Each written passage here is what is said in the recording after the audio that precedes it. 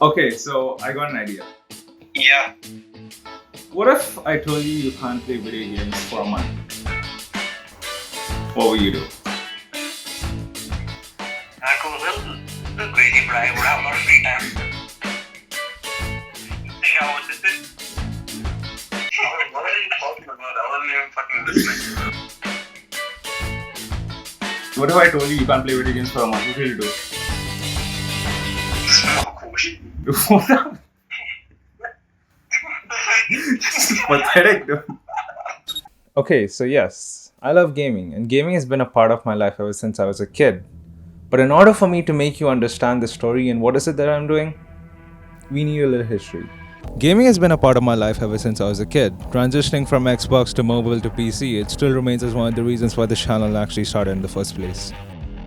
Commonly seen as one of the most addictive habits, the feeling of hitting a sick shot or winning a freaking championship with your mates is truly unmatched. I found that nearly 3.1 billion people in the world invest their time in playing video games each year, with Asia having the top most invested users, of course. On average, people spend about 6.5 hours playing video games each week, and what's funny is that these numbers decrease from last year, with an average being about 7 hours per week. Now you may be asking, why am I telling you all of these facts? With the pandemic and other factors affecting us, it has not only tempted me to play video games, but has also opened my eyes to see how productive I can be if I stop gaming. This period has not only allowed me to be creative, but has also taught me to rethink my decisions, and guess what? This is where I eventually asked myself this one last question. What if I said no? What if I said you can't play video games for a month? This is the No Gaming Challenge.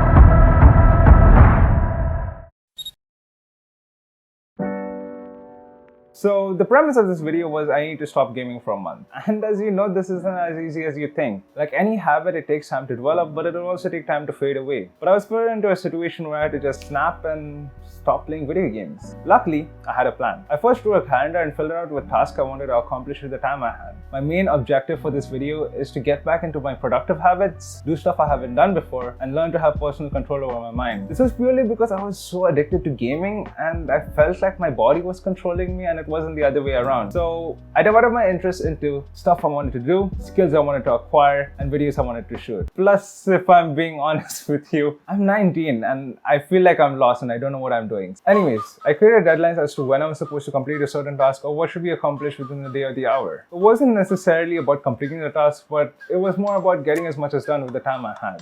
But although I did create a physical calendar and filled it with tasks I wanted to complete this month, I wasn't able to follow the calendar. This was actually my fault, as I had a lot of overdue assignments I needed to complete for college. But this week was basically spent on editing and completing my tasks. But one of the first things I actually realized during this week was the amount of time I had in my hands, which was spent mostly on gaming and could be spent on doing something much more productive. I was getting bursts of energy to do a lot more work and I felt much more productive.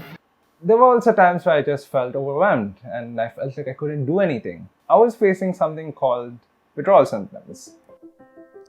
Withdrawal is the combination of physical and mental effects that a person experiences after reducing their intake of a substance. This usually happens during the first few days of stopping an addiction. The side effects include sadness, loneliness, lack of interest, difficulty to focus, restlessness, irritability, mood swing, anxiety, depression. But I was facing just one problem. So I was doing some research this week and I found that withdrawal symptoms is very common for individuals who kind of stop an addiction for a certain abrupt amount of time. And it was like last night, I was watching a streamer, and if you haven't watched my previous video, you may have seen the streamer, but she had a friend which she kind of connected me through and introduced me to him. And the thing is that when I was watching him, he was kind of started playing a game called Rocket League. I was very fond of this game. It's a very fun, exciting game with cars, and I was getting very addicted to this game. And I just wanted to go in there and just like help him and kind of like show off my skills and show him what I can do. There was a part of me telling me that I could either go in tonight and like not tell anyone and it wouldn't make a difference in my life. It was just one single day, which is possible. But there was also a part of me telling me that if I actually do this, what's the point of doing the challenge in the first place? Like, if you can't actually follow the one single rule, why are you doing this challenge, right? So I had to tackle this urge, and it kind of shows you that the amount of things you need to face through when it comes to doing this challenge, that you need to actually really have some self-control over yourself. And that was just really amazing for me to actually understand. But this wasn't just the end of my challenges.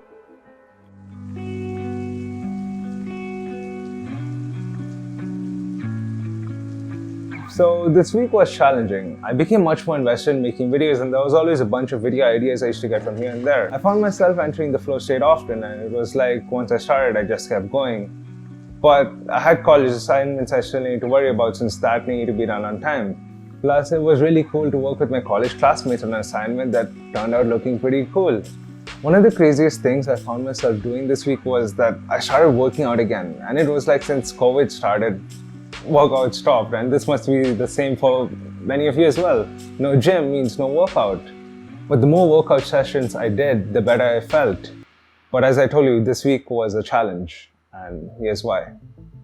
It's March 13, and one of the worst things that ever could have happened today, where I was mindlessly trying to make a memo with Google, and by mistakenly I stumbled on a game which Google had, and I played the game. It was a quiz game and I only played it once. And I was so unaware of my situation. It was just like I felt lost, and it's just a mistake. And everyone makes mistakes. But I started playing the game and I realized that fudge, I screwed up. I know if I don't explain this part, it's just gonna be in my guilt that I'm not talking about this, and I'm trying to keep this side hidden about me because I don't live a perfect life. Even I make mistakes. So I had two choices right now. I could either give up and fail in this challenge just because of this one mistake, or I could move further and not let this one mistake take me down. Obviously, I picked the second one. This week was kind of eventful and it left a mark in my life. But one of the other things I also wanted to do this month was I wanted to go out. With quarantine and isolation, I've only been able to go out a couple of times last year, so I just wanted to go out and breathe. So that's what I did. The plan was simple. I've been wanting to visit a mountain ever since I arrived in the Philippines, but COVID-19 happened. Our studies showed that going out is good to keep your mind off gaming. After doing a few minutes of research, I picked this mountain to be the place I wanted to go, and I also did bring my cousin on the trip. The journey was long and fun, and by fun I mean absolutely terrifying. Okay, so I'm so terrified of spiders, and I think that if I stand somewhere like right here, he's probably gonna just jump from there to here. That was me trying to get an Instagram photo. But the moment I did arrive, we were late and the sun was about to set, and to make matters worse, my lens fell and broke. Well, my lens is broken. That's great. So here are a couple of videos of the journey.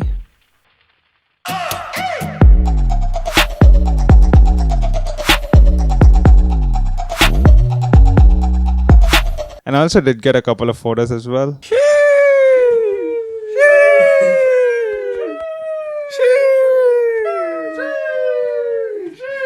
I'm kidding, I did also get some good ones though.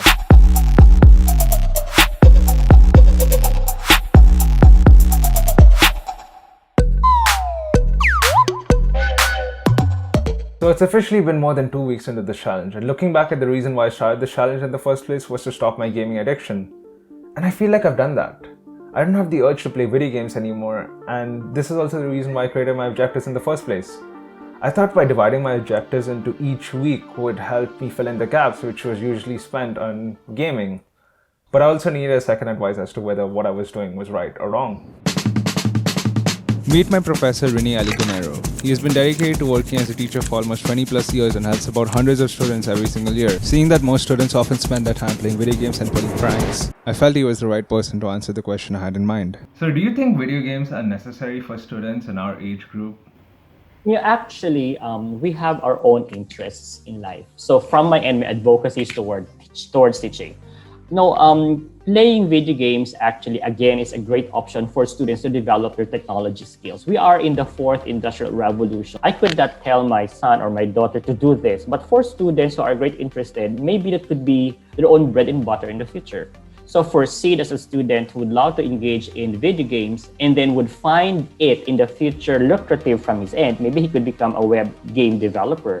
So it's interest to interest. I could not command that, hey, don't do this, because everybody has its own, We are now in the age of information. We are now in the artificial intelligence era. So, well, those who are interested to pursue towards electronics, digital media, go ahead.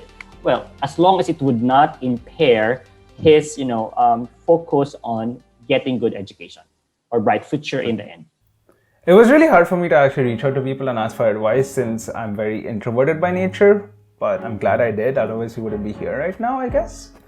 However, there were still 2 other things I wanted to do this week. I've always wanted to get into the habit of reading books consistently, however, I never felt interested to do so. I tried reading one book at first, then I went to another, and then it just kept switching until I finally got bored. Also, for a long time this week, I've been watching so many YouTubers, and I don't know why. Many of them have this really cool, dope LED sign which look pretty cool. Let me give you a bit of context. This week was dedicated to trying new things, and while scrolling through YouTube, I saw many YouTubers having this LED sign, which is cool and awesome, but then I realized I'm broke as fox. So I kind of knew I needed to have a DIY approach. So I first created my initial design in Photoshop, and that's all I did at first. What, you were expecting more?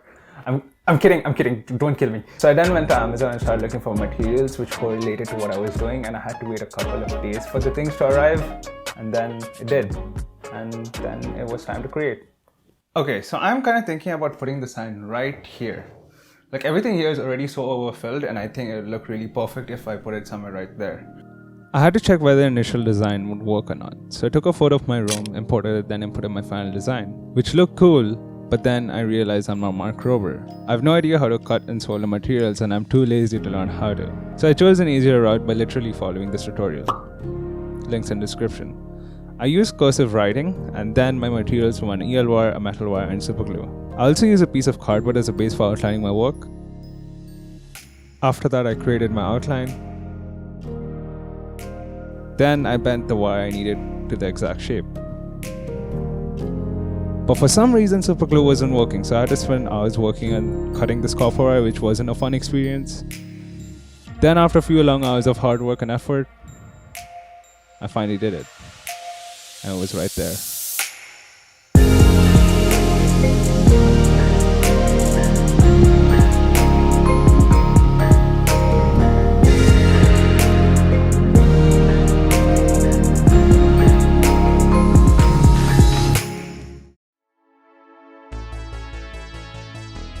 So yeah, the challenge is finally over. The biggest obstacle I faced was the challenge itself. I knew I needed to fill this month with a lot of activities, and overall I learned 3 things from this challenge. 1. You can do a lot more if we stop gaming. 2. Prioritize what values you. And 3. The challenge is a waste of time. Like, why are you even thinking about doing this? Like, go do something better. What I'm trying to say is that the journey has actually opened my eyes to see the opportunities I would have if I completely stopped gaming. But that doesn't necessarily mean I want to do that. From the ups and downs and the people I've met along the way, I think it's best to limit the amount of time you spend in video games and spend it on something else. Because that's the reason why video games are made in the first place, which is to have fun and enjoy and not take everything so seriously. And for me, it's honestly been an amazing experience. But there was still one thing I needed to do before this challenge would end.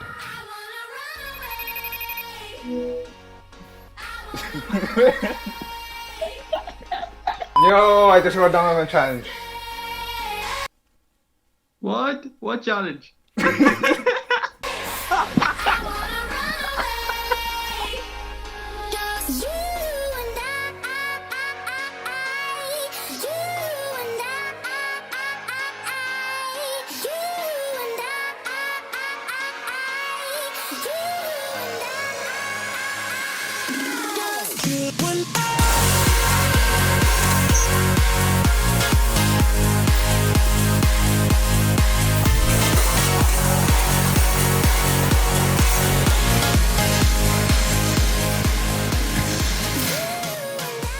Now the thing about the whole no gaming challenge is that you should limit the amount of time you spend on video games, but also have fun in the process.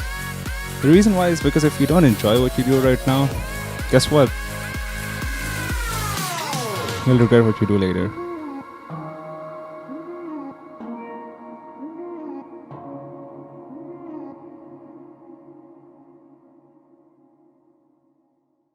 By the way, the biggest thing I actually learned from this challenge is that I actually felt in control of my life rather than it being the other way around.